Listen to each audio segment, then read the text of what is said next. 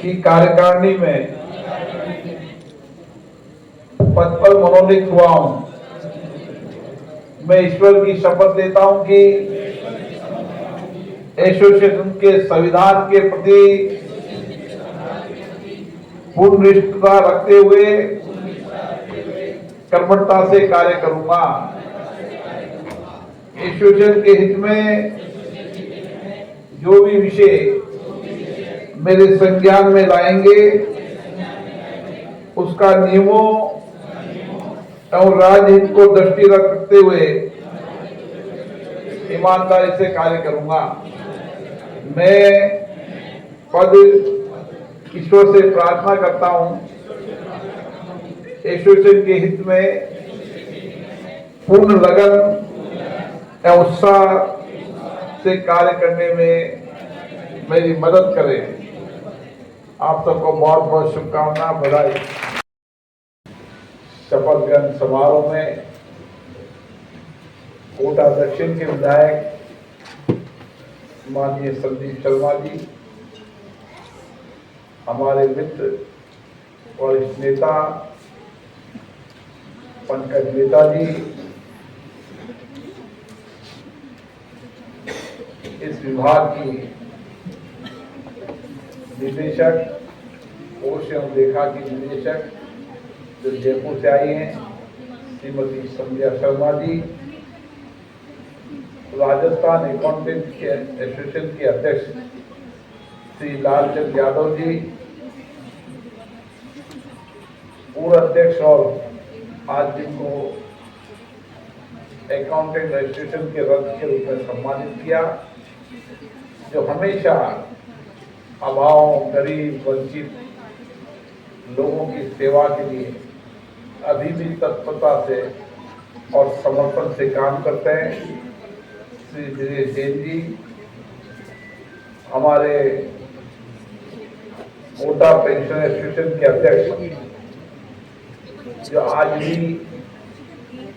उनके कल्याण के लिए, उनके परिवार के सबको साथ देकर चलने वाले रमेश गुप्ता जी, जिले के अध्यक्ष श्री मनोज जैन जी, मंत्री सत्यनारायण गुर्जर जी और सभी राजस्थान एसोसिएशन के परिवार के सदस्यगण। इस देश के अंदर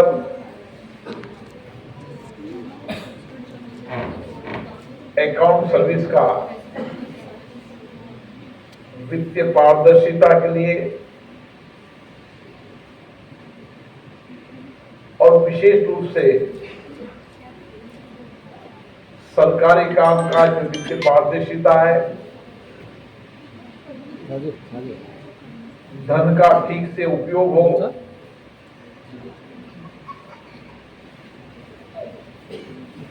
शासन में, प्रशासन में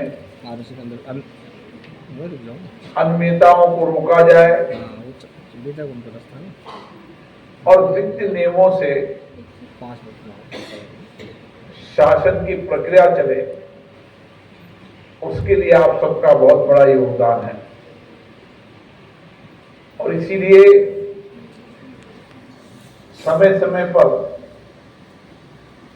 प्रदेश में वित्तीय अनुशासन, वित्तीय पारदर्शिता और किस तरीके से जनता के धन का उपयोग जिस मद के लिए है उसमें उपयोग भी हो और अनियमितताओं को रोकने के लिए समय समय पर आप चर्चा करते हैं, संवाद करते हैं, बेस्ट प्रैक्टिस को अपनाने का प्रयास करते हैं और पारदर्शिता लाने के लिए समय समय पर आप अपने अधिवेशन में चर्चा करते हैं। उसके साथ आप कुछ अपने बुनियादी सवालों को, बुनियादी मुद्दों को भी चर्चा करते हैं। लेकिन मेरा मानना है कि आप शासन के प्रहरी के रूप में काम करते हैं और इसीलिए किसी शासन के अंदर पारदर्शिता है, जवाबदेह आए, वित्त अनियमितता को रोका जाए, करप्शन को रोका जाए, उसके लिए आपकी भूमिका सबसे महत्वपूर्ण है। और इसीलिए मेरा हमेशा आग्रह रहता है कि वित्तीय अनुशासन जिस शासन के अंदर श्रेष्ठ होगा, उतनी शासन के अंदर पारदर्शिता रहेगी। उस शासन में पारदर्शिता, जवाबदेही, गुड गवर्नेंस के लिए आवश्यकता है। मेरा मानना है कि वर्तमान परिप्रेक्ष्य के अंदर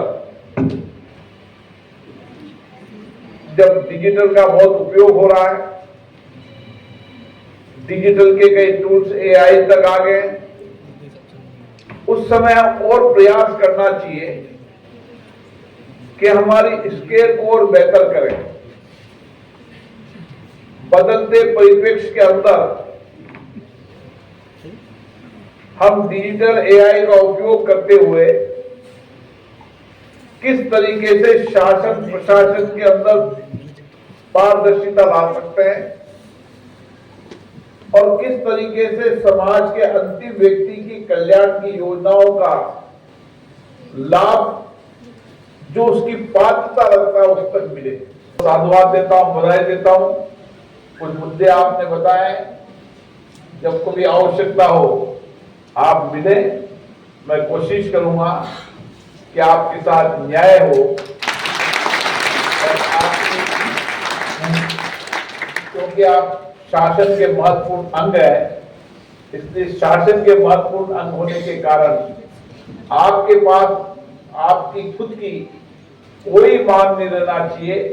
इसके लिए मैं कोशिश करूंगा सरकार के स्तर पर जहां भी आवश्यकता होगी आप जानकारी देंगे तो उसका समाधान करेंगे, ताकि आप और सुरक्षा प्रहरी के रूप में काम कर सकें, वित्तीय अनुशासन पारदर्शिता लाने में और जिम्मेदारी के साथ काम कर सकें।